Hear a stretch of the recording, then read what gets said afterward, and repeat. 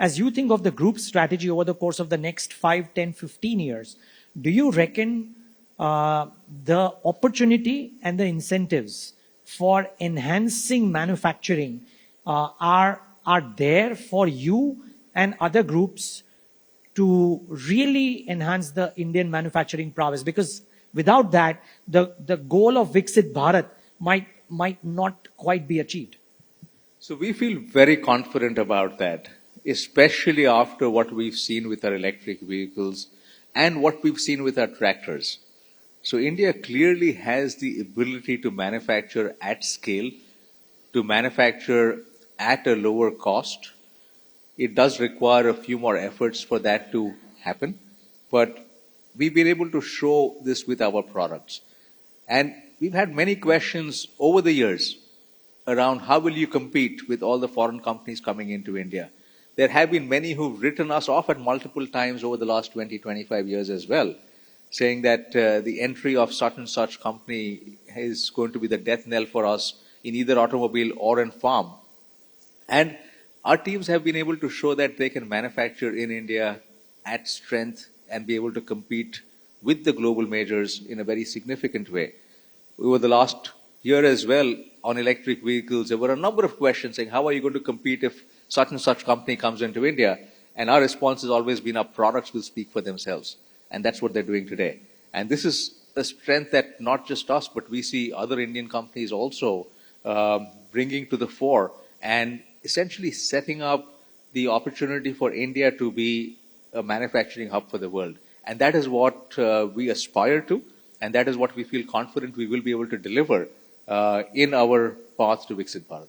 Okay. And I'm going to make this equal parts manufacturing as well as services, because less Mahindra and Mahindra, I mean, yes, the dominant share is auto. There's lots beyond that, right? And would love to talk about that too. But just for a moment, because you mentioned that point, I can't not invoke that conversation, right? This whole talk of one Tesla coming in, the Chinese companies, BYD, etc., making their presence felt.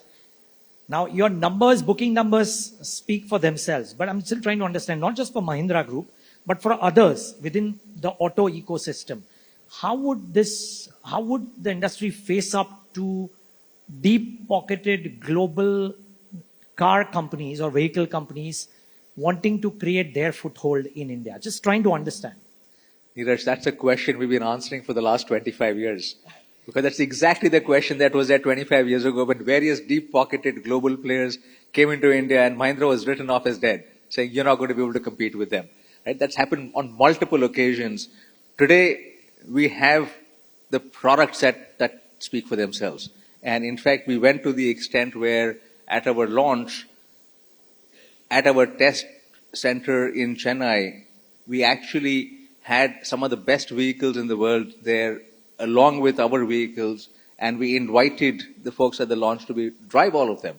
And our vehicles stood up extremely well against some of the best vehicles, some of which were priced 3 times or 4 times our vehicle as well. So that confidence today comes from the people we have, from what they've done, from what they've developed. And therefore, we feel fairly good about the fact that we can compete with various folks. And I'm glad you were talking about services as well, because we do remind everyone we talk to that auto today is just 1/3 of what we do. Mahindra plays in 70% of India's growth over the next decade. And we are in multiple sectors, and some of those are growing very well and contributing very significantly to our businesses as well.